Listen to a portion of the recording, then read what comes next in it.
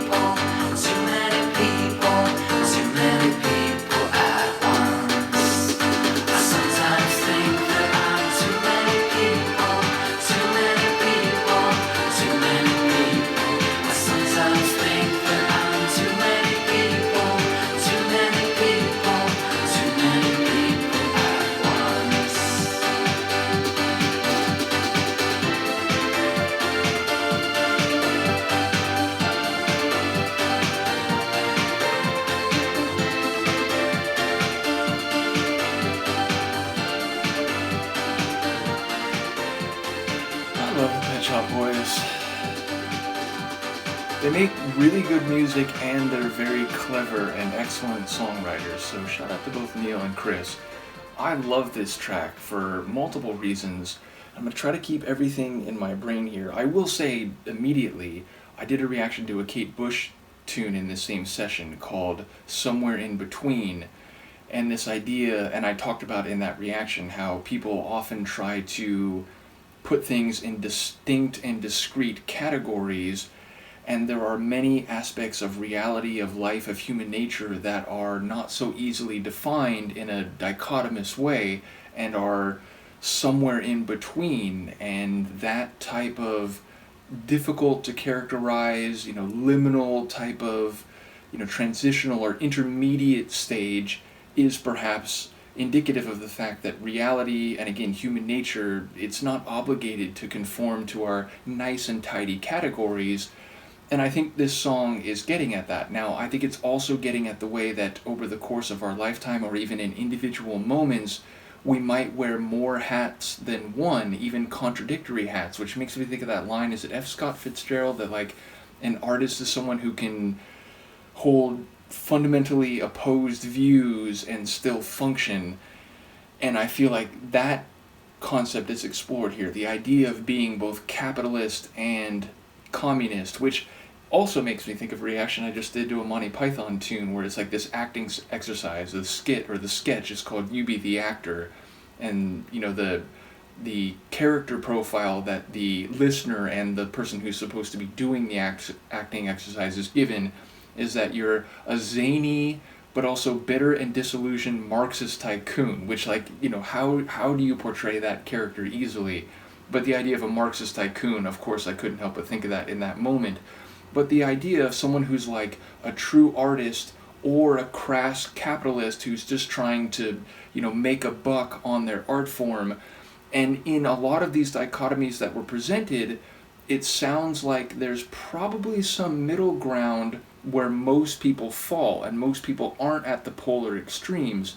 Meaning, you can be an artist and try to really express some meaningful principle in a creative and well-crafted way, but if you're doing that only for a very small esoteric crowd, you're probably not going to make a lot of money, and unless you have a lot of money already to be an independent artist, major labels aren't likely to sign you, and your messages and your art aren't going to reach a large audience. And so perhaps at some point you have to understand that to make music that is meaningful and impactful, you also have to make music that people want to listen to and to dance to.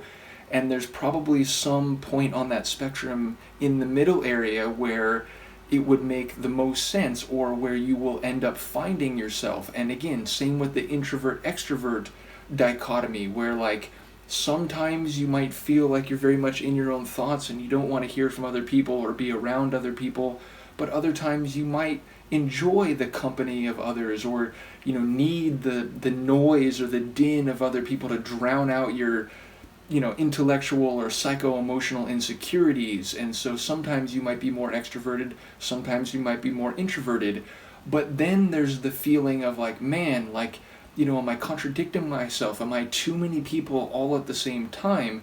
So as someone who has studied anthropology and history, and who then sometimes tries to extrapolate those lessons into my own life history and trajectory and experience, I wonder about identity and authenticity and complexity, and indeed sometimes embodying values that on the surface at least are contradictory, though in those cases I do think there are examples where the more you think about nuance and complexity of these supposedly discrete and separated categories, you find that maybe sometimes there are characteristics or experiences that run across that spectrum rather than being located at individual, one-dimensional points along it.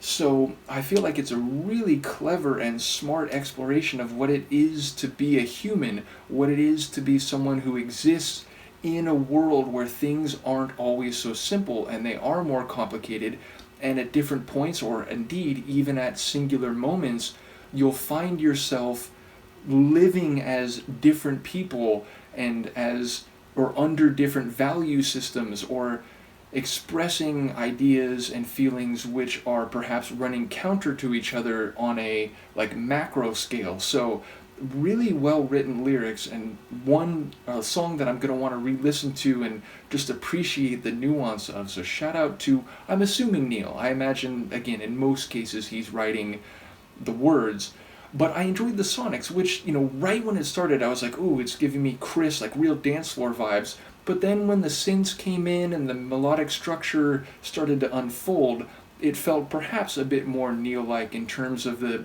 sort of pop sounds, and there was orchestral, like synth pop hits that I have heard in a number of their tunes. And yes, just I love his voice. Sometimes it sounds like, let's say, more like monomelodic, meaning it has that, and this is not in any way a critical description, but that kind of nasally sound. But then other times it's like very rich and flowing, and it is, sort of gliding across like a larger melodic scale. And as the tune went along, I really felt that. So again, it's another example where their B-sides are fantastic and on the level of some other bands and duos and groups, like best album tracks. So it's amazing to me the prolific output they have. And again, I'm only at this point in my chronological journey in the early 90s, but it's also amazing the quality of their non-album tunes, something which I've commented on from the very earliest stage, from when I was going through Please, the bonus tunes from that era. But, and I guess this is only 7 years later in their catalog, but they have so many great tracks that weren't on their proper albums. It's incredible. So once again, shout out to all the folks who've been here for the Pet Shop Boys deep dive, which again is not anywhere near coming to completion. There's so much more, and indeed I have that deluxe edition of their most recent album, and I'm looking forward to going through that. But yes, just another awesome B-side. Thank you again to Seb for sharing, and to Mark and many others who've commented. Do let me know what you think. I will see you next time. Peace.